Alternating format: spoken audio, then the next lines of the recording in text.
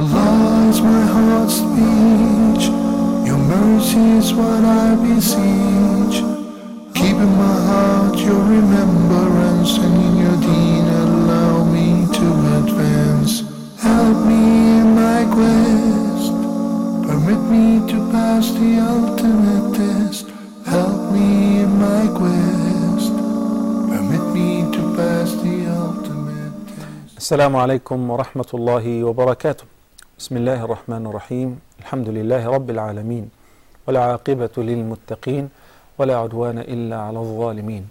والصلاة والسلام على سيد الأولين والآخرين نبينا محمد وعلى آله وصحبه وبعد. Praise be to Allah alone, we all praise Him and we seek His help. Whomsoever Allah guides is the truly guided one, and whomsoever Allah leaves astray, no one can show him guidance. May the best peace and blessings be upon Prophet Muhammad sallallahu alayhi wasallam. Brothers and sisters, welcome you all to a new edition of Ask Huda.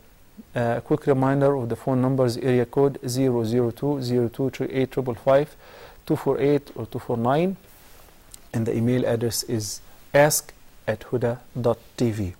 The first of the pending questions was from Mukhtar from Nigeria.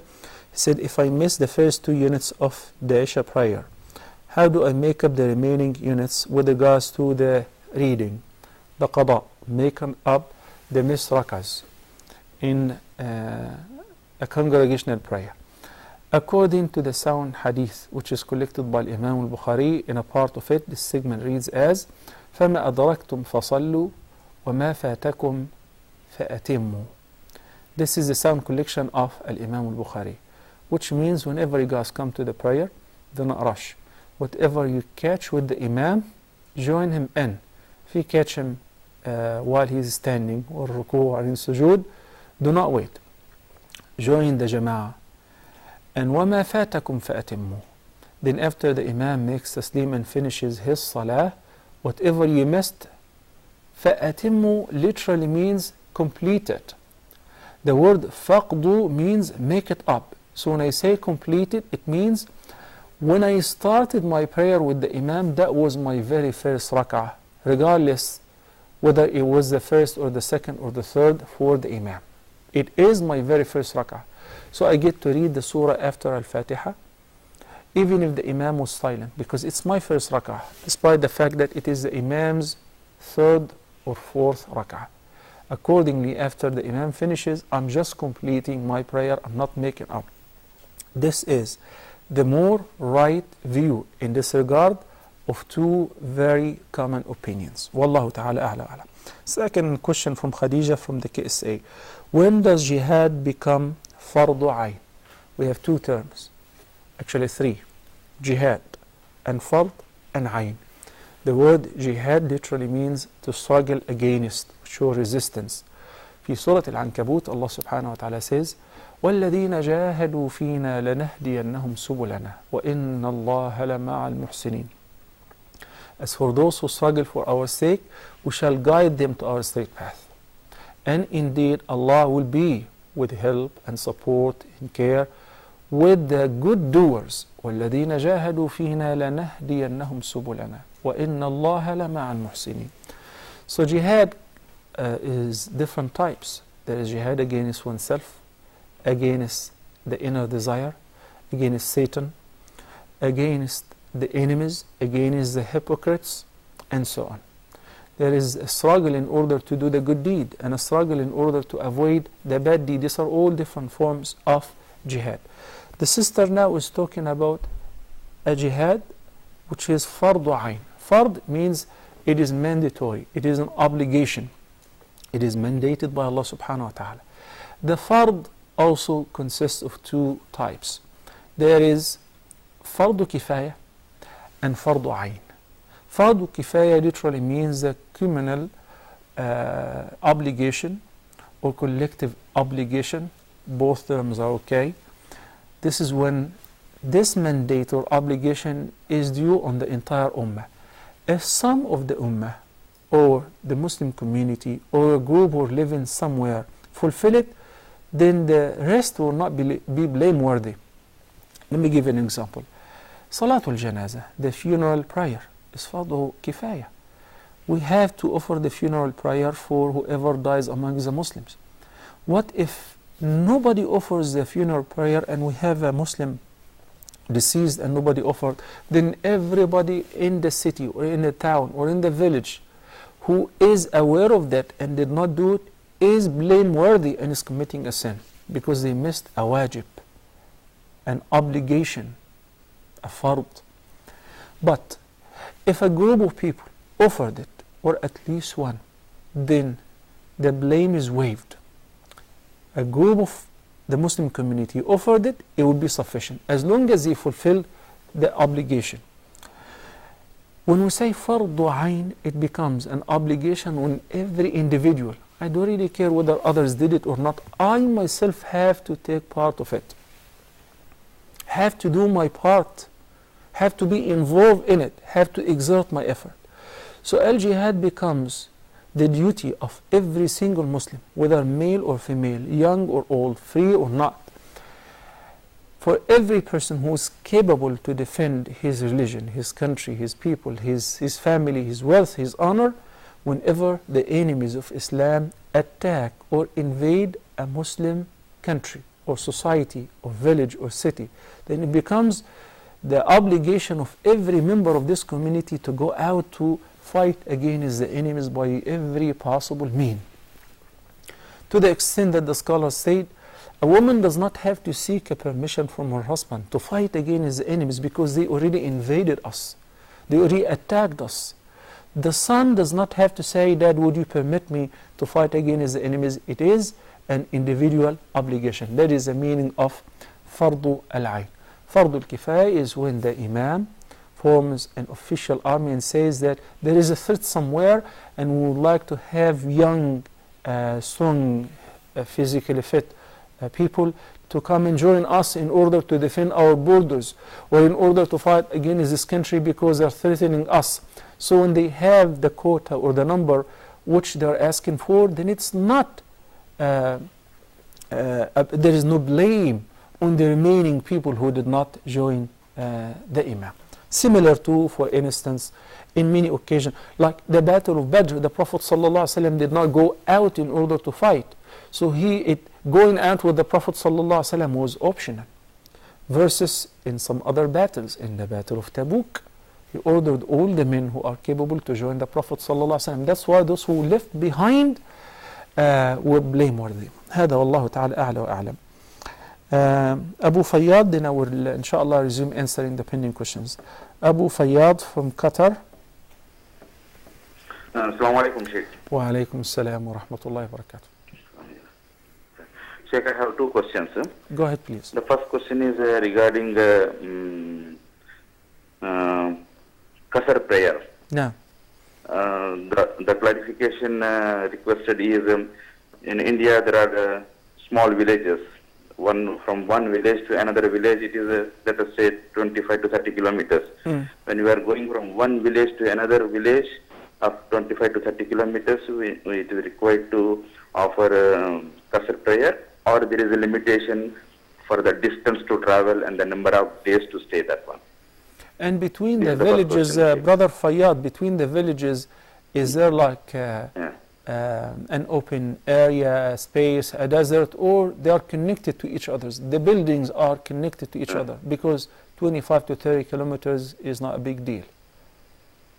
Yeah, but in India, 25 to 30 kilometers, in between there will be only fields will be there. Fields, okay. No houses, no houses, only road and fields. Okay. The second question is... go ahead, Fayyad. Yeah, I hear you. The second question is regarding the Witr prayer. In the Witr prayer, Dua Khunut, it is a must or it is optional? Okay. Any other questions? Thank you, Abu Fayyad. Jazakallahu khair. May I request the brothers who are calling right now to just give me a few minutes to tackle the pending questions. I know that you've been waiting on the line, but I would like to answer some of these questions before I start taking new phone calls. Thank you so much. Sorry, Abdul Wajid, for that. Abra from the KSA, when you enter the masjid and begin to pray 2 rak'ahs, the greeting of the masjid or tahiyatul masjid, and then the imam commenced the iqamah, should I break out my prayer by making taslim, or should I complete it? Somebody began the nafli prayer, whether is it the greeting of the masjid or the emphatic sunnah before the prayer, okay, and the iqamah is called, and the imam is ready to say Allahu Akbar. What are we supposed to do? Well, there is a sound hadith in which the Prophet ﷺ said, إِذَا أُقِيمَتِ الصَّلَاةِ فَلَا صَلَاةَ إِلَّا الْمَكْتُوبَةِ. Once the iqamah is being called, the iqamah, the call to establish the prayer is called, then there should not be any other prayer meanwhile. The scholars said it means one of two things. Either that you should not initiate a nafli prayer at the same time once you hear the iqamah, and the other meaning, which is a possibility, that even if you initiated the nafli prayer and the iqamah is called, you should cease it, because it will be invalid to pray while the fard prayer is established. There is a very interesting opinion which says we look into the prayer itself.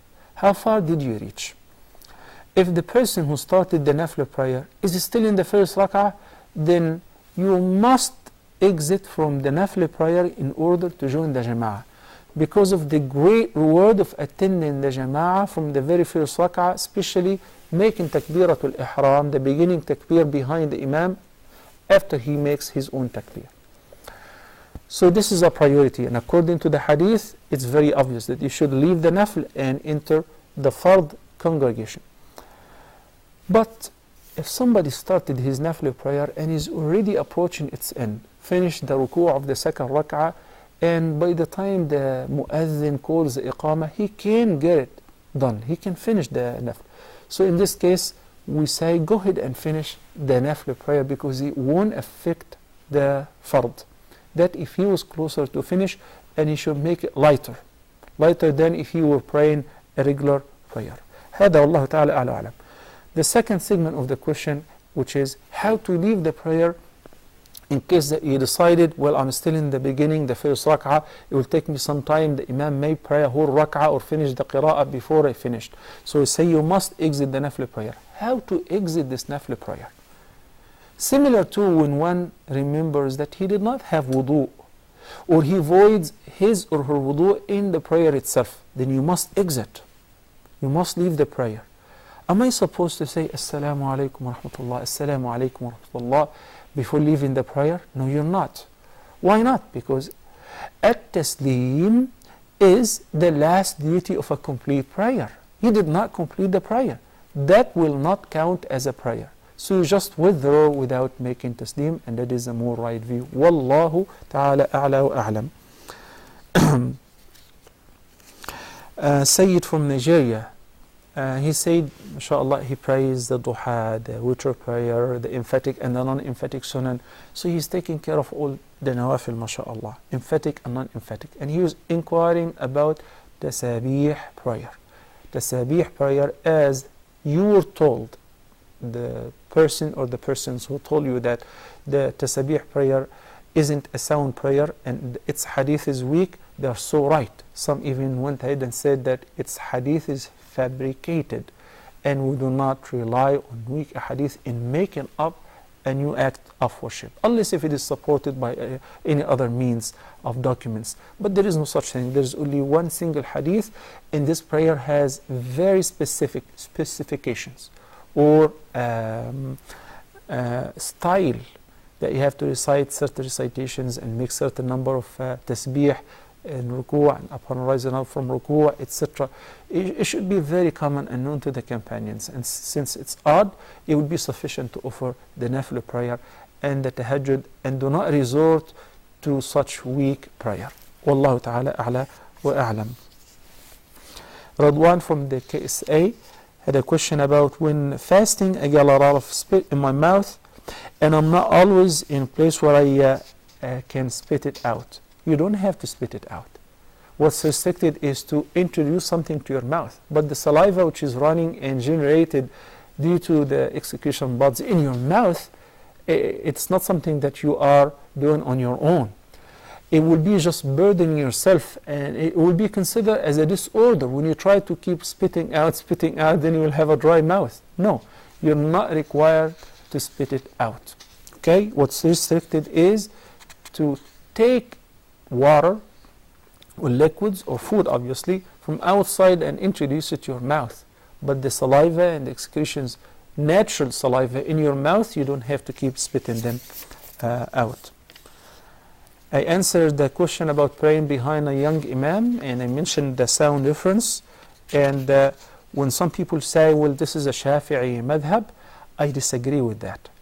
Because it happened once in the States when some youth were asking me, and I instructed them that instead of praying by yourselves, you can lead the prayer with your mom, with your sisters at home, because of course not everybody is living nearby an Islamic center, nor can they drive.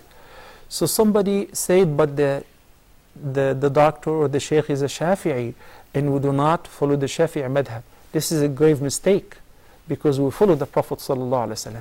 It was the Prophet ﷺ who approved the prayer of Amr ibn Salama, leading the prayer with elders. As we said, the hadith said, he was much younger than 11 years old. He was 6 or 7, but he knew Quran more than any of them. As long as the sabi or the kid is mumayyiz, he knows what's going on. He knows this is a prayer, he knows how to make tahara, he knows how to face the qibla and pray properly, and knows more than others. Unfortunately, in many countries, particularly the Arab countries, they get very offended when they see youngsters standing in the first line. Say, you can't. Why not? Because he is not a baligh, he is not an adult. He must be, even if he's 15, they say, no, you should leave the place to the elders. No, it is not like that. It is first come, first serve. You want to pray in the first line? The Prophet ﷺ said in the sound hadith, لو يعلم الناس ما في الصف الأول ما في الأذان والصف الأول ثم لم يجدوا إلا أن يستهموا عليه لاستهموا عليه. If people were to know the virtues of calling adhan and attending the prayer in the first row, they would compete with each other to reserve places in the first row, even if they had to draw lots. Who should stand in the first row? Who should call adhan?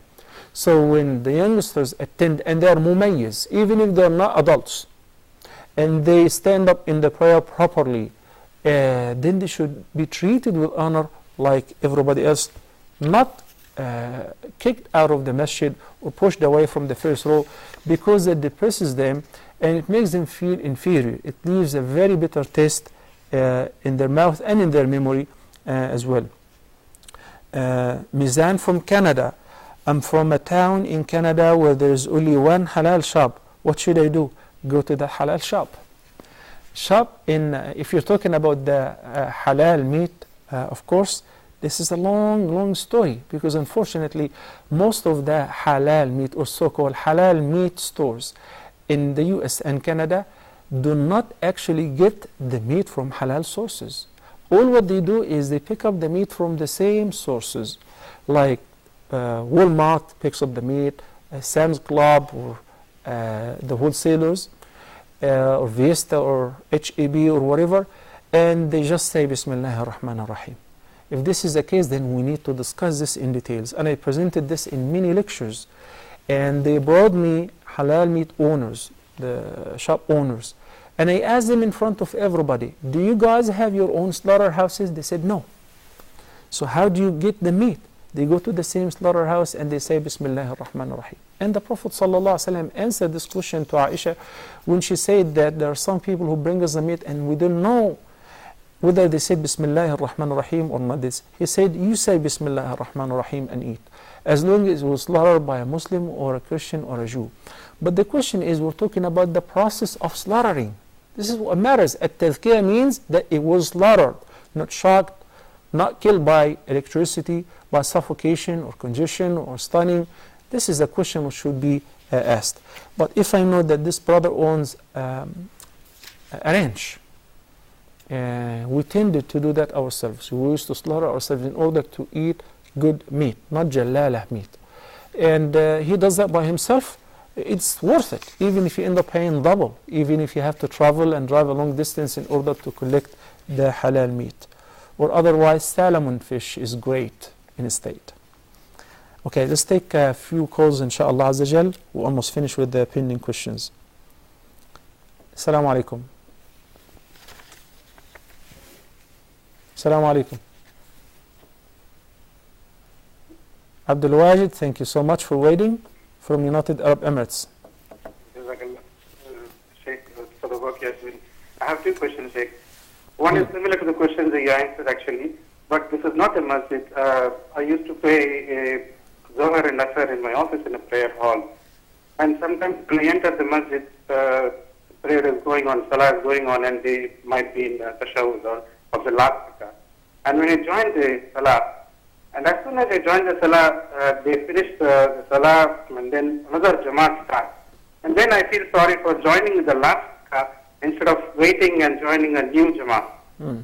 What should I do? Am I supposed to conclude the Salah after praying just 2 rakah and join the new Jamaat, or should I complete my all 4 rakah?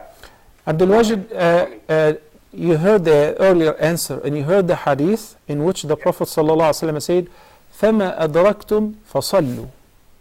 Whatever you catch, in whichever position the Imam is, join in. Do not wait. Do not say it anyway, wasted the rak'ah, let me wait until he stands up. Anyway, the prayer is almost finished, let me wait for another jama'ah to be formed. No. Join in whichever position the Imam is. The first jama'ah has the greater word than any other jama'ah. Okay? Okay. Another question, Sheikh. Bribery, giving bribery and accepting bribery, both is, I believe, it's haram. Yeah, of course, it is. In India, most cases, if you have to buy a land, you have to do a registration, or you want to construct a building, you have to get approval. All these things, we are forced to give bribe. Okay.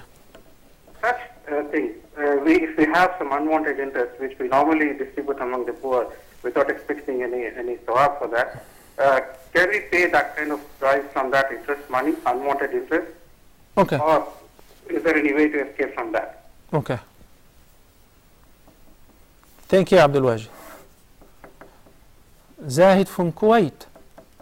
Hello, assalamu alaikum, Sheikh. Wa alaikum assalam wa rahmatullahi wa barakatuh, ya Zahid. How are you doing, Sheikh? Alhamdulillah, thank you for asking. I'm wonderful. Yeah, I have 2 questions. Please. One is from Surah Al-Baqarah, where it says, Alif Lam Mim, Zalikal Kitabu La Rayba Fihi Hudan lil Muttaqin.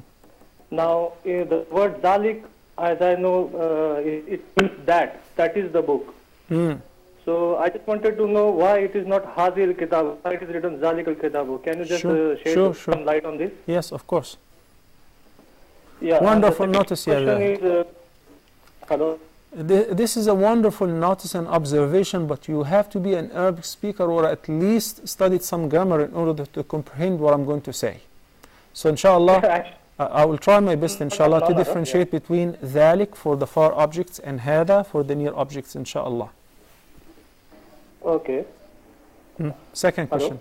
Yeah, second question, please. Yeah, the second question is definitely being Muslim, we have to believe that everything happens by the will of Allah.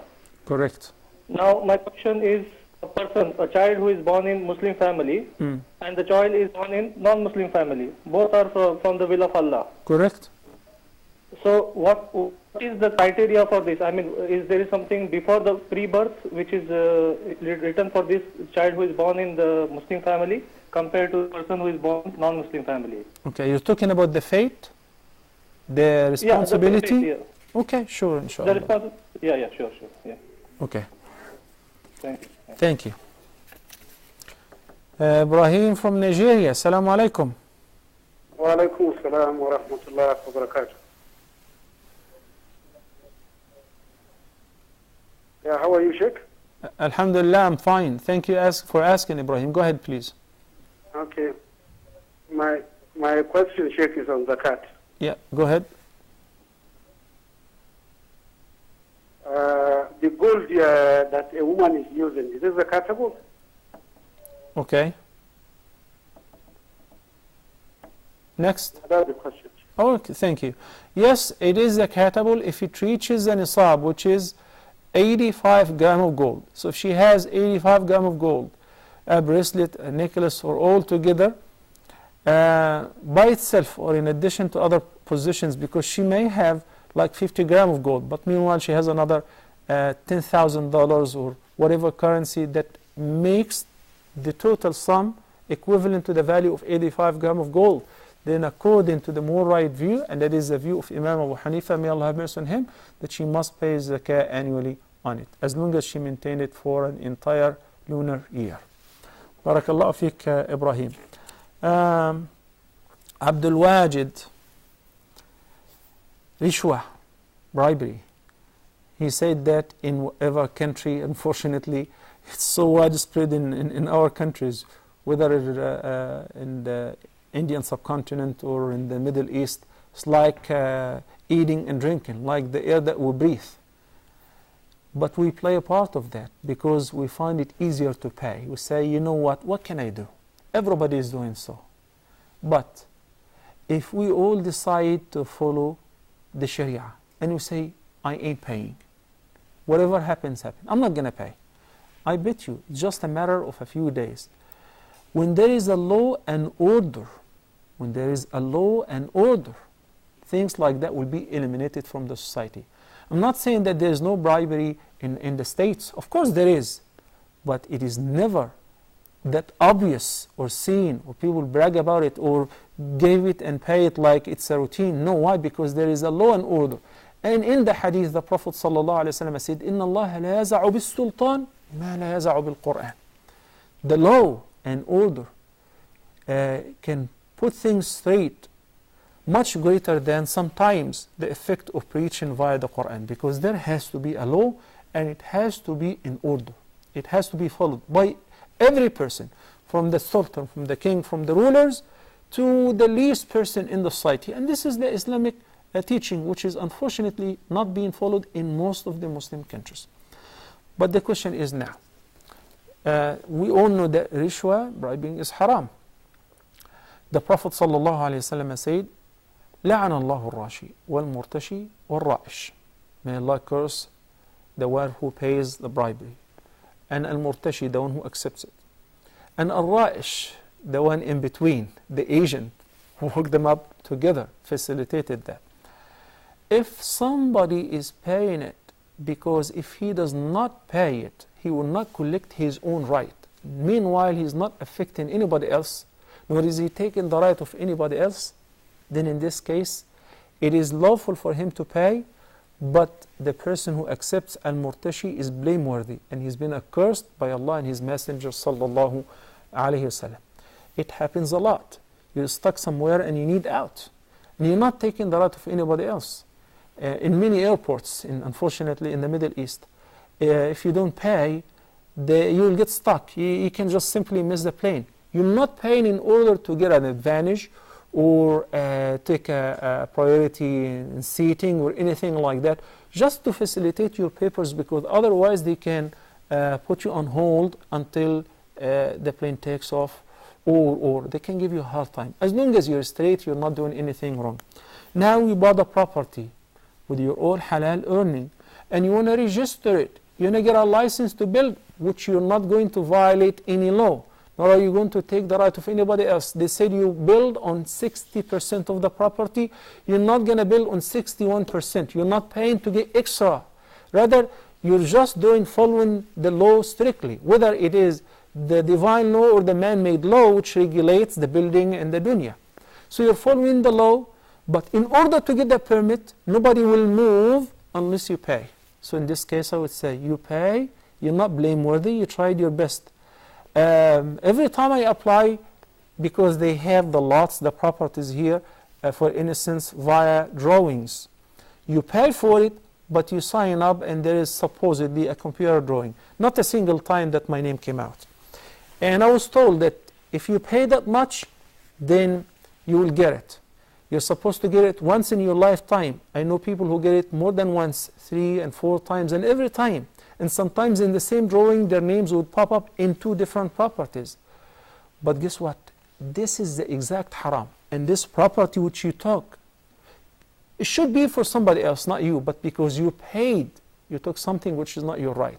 then it will be a curse on that person who took it without right. It will be a curse on the person who paid the rishwa. It will be on a curse on the person who accepted the rishwa. May Allah subhanahu wa ta'ala return us to His deen and to the guidance of His sunnah, the sunnah of His Prophet sallallahu alayhi wa sallam. Assalamu alaikum. Abu Hamdan from United Arab Emirates. Assalamu alaikum. Assalamu alaikum, Shaykh. We just moved to Canada last year. Sheikh Muhammad Salah. Okay. And as an immigrant, and we were looking for buying a house, but there were very few, or there is none. Welcome to the mortgage. Which has, halal or riba-free business. Well, people has been arguing because you're borrowing money which depreciates over the period of time. It's not like those days and all that stuff, and then you have to give back, of course. So I need your guidance.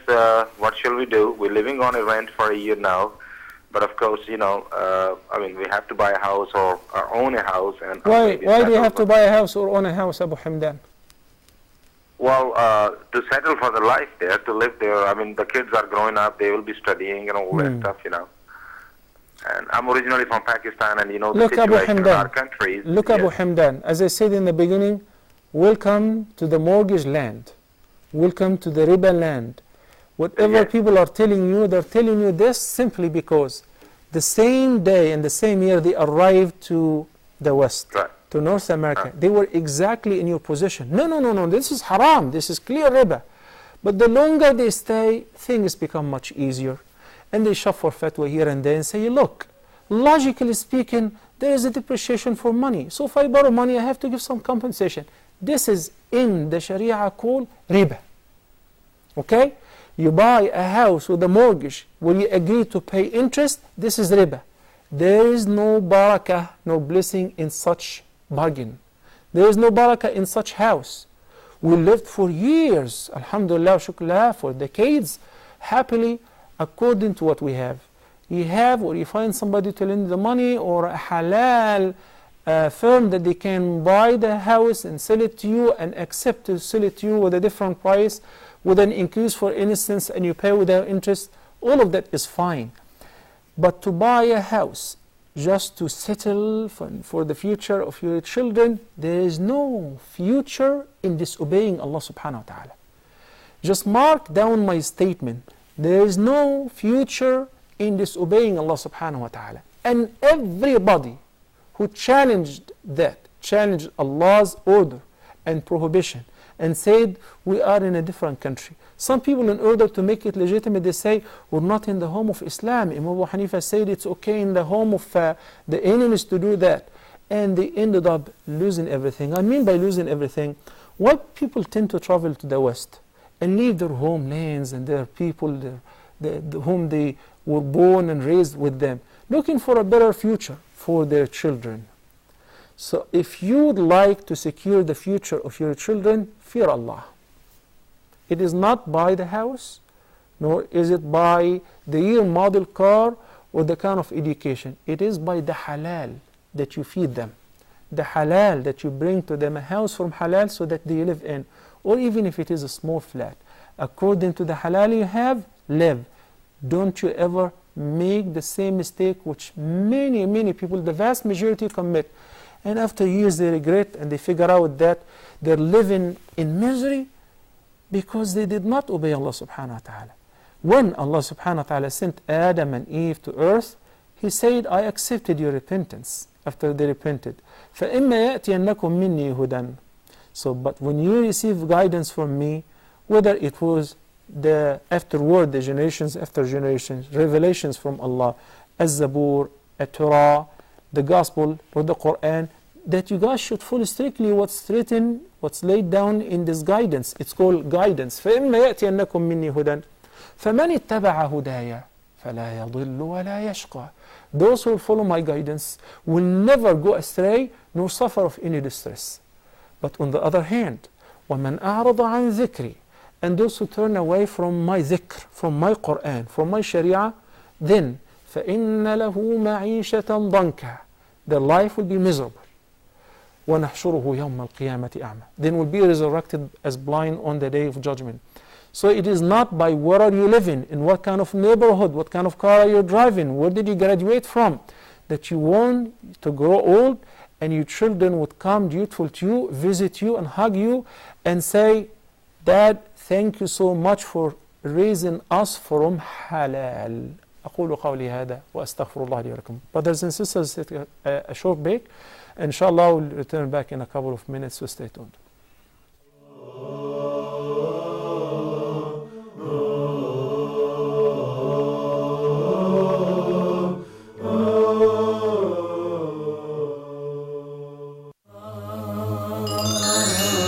Ark of Noah. We're going to be mentioning the significance of the Ark of Noah. Knowledge is the essence of everything. Once you get the knowledge, then it generates the desire and the motivation, and then it brings about the action. And we're going to be discussing the state of the Ummah and the division which unfortunately has appeared in it, and the methodology of trying to arrive at the right path. Your system of knowledge or your system of motivation are hit by any of these threats, you will definitely go astray and you will be suffering from a disease in the heart. We're also going to be discussing what Allah wants from us. How can we make that? Allah gave us the revelation. So Allah subhanahu wa ta'ala is addressing first and foremost the companions. If they believe in what you have believed in, then they are guided. So the real guidance is what the Prophet ﷺ and the companions were upon. Join Shaykh Mutassim in the program Ark of Noah and discover the answers to these questions.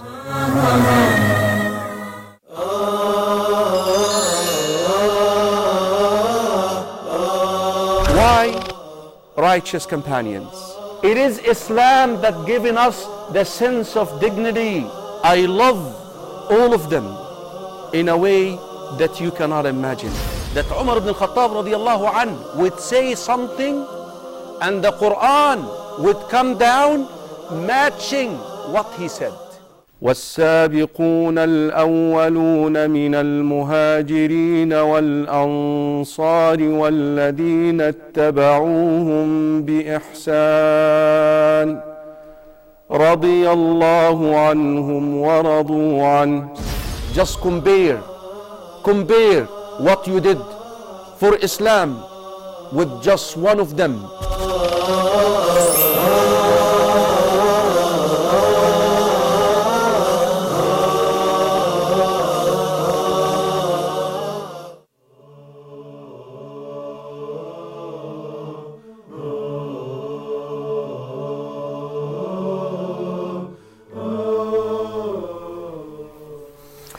Assalamu alaikum wa rahmatullahi wa barakatuh, and welcome back. We already have Sister Maryam been waiting on the line from Jordan.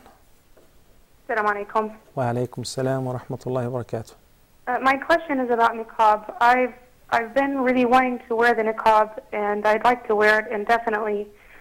I'm living in Jordan right now, so the idea struck me when I came here, and it just kind of stuck with me, and I haven't put it on yet because I'm afraid that if I return to the States, then that I may have to take it off because my husband fears for us to wear it there, and then if I take it off, I'll become hypocritical or I'll go backwards.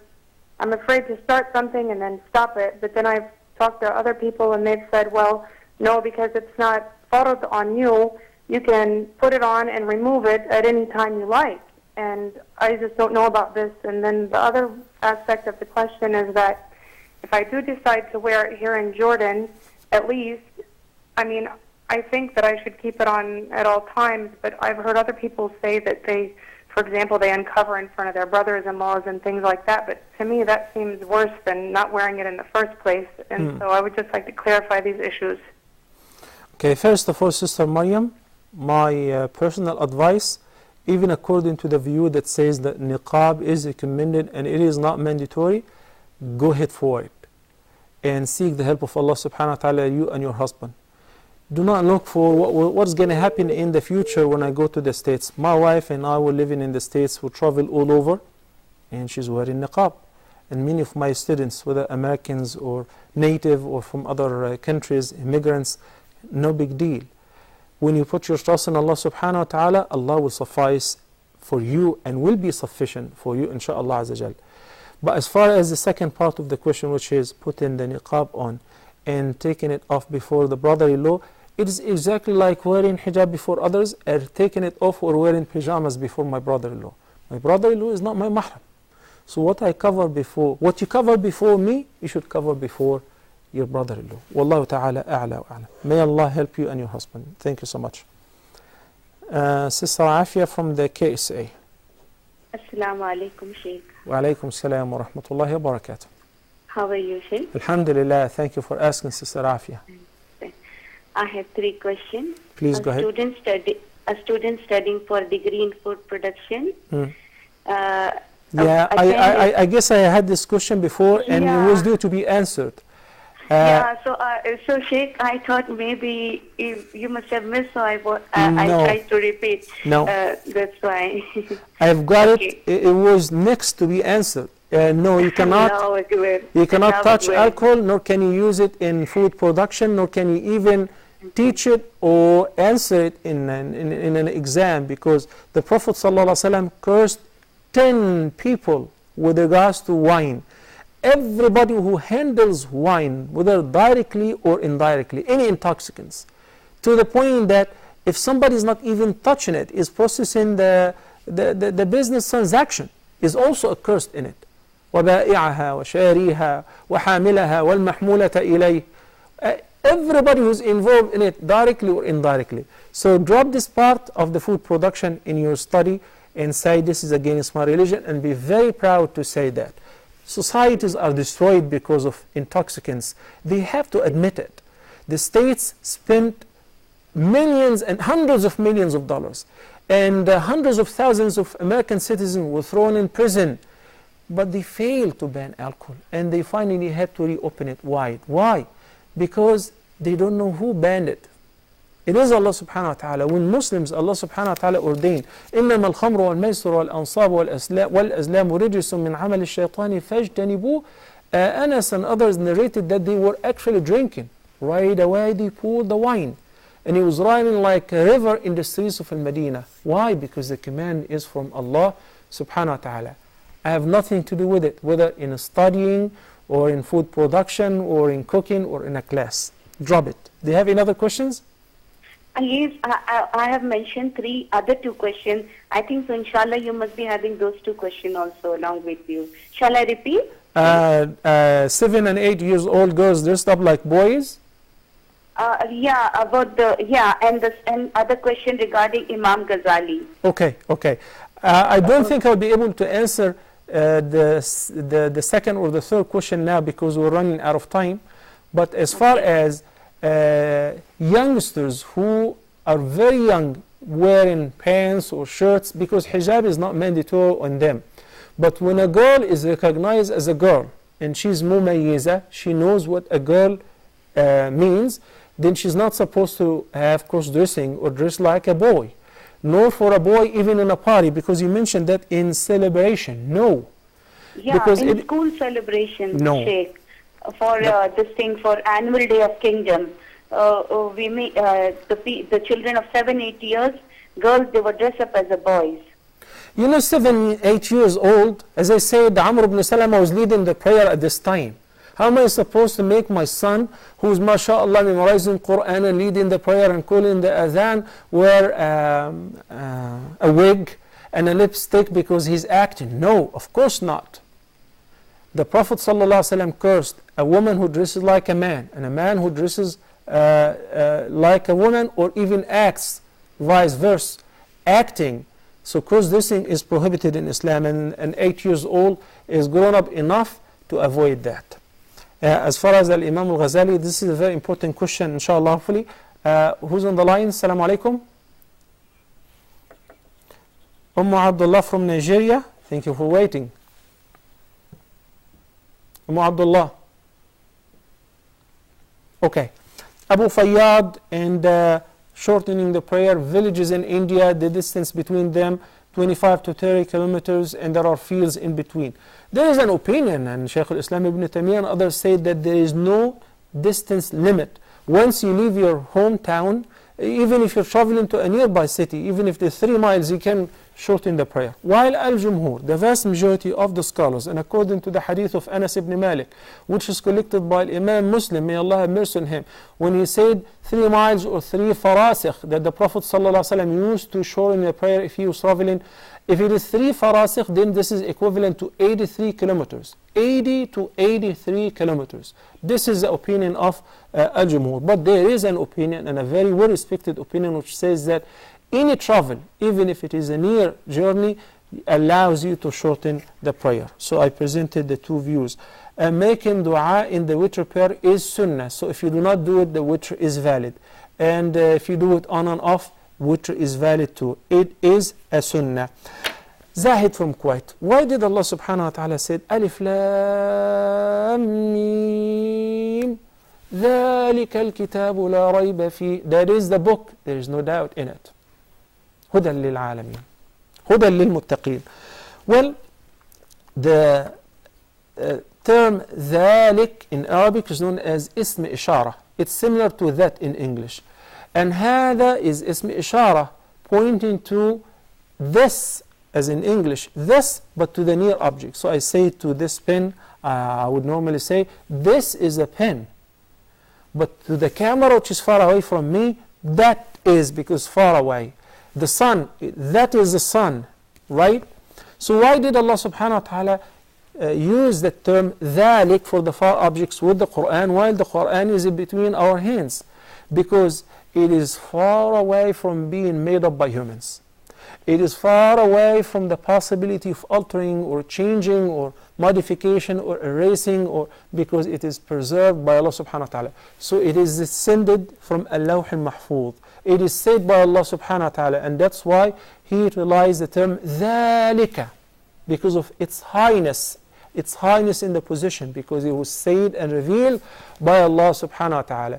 And to sever any hope for those who may think that they can change it, they can alter it, they can bring a similar Quran. And that's why in the same ruba', in the first ruba' of Surah Al-Baqarah, there is a challenge that if you manage to bring anything similar to that, bring it on. But if you fail, then you should fear Allah subhanahu wa ta'ala and the punishment of fire, which fuel is people and stones. That is in the 2nd page, or the 3rd page, because the first page consists of only 3 lines of Surah Al-Baqarah. We're running out of time.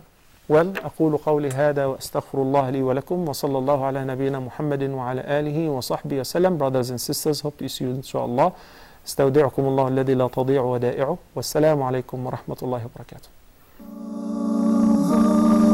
Allah is my heart's speech, your mercy is what I beseech. Keep in my heart your remembrance, and in your deen allow me to advance. Help me in my quest, permit me to pass the ultimate test. Help me in my quest, permit me to pass the ultimate test.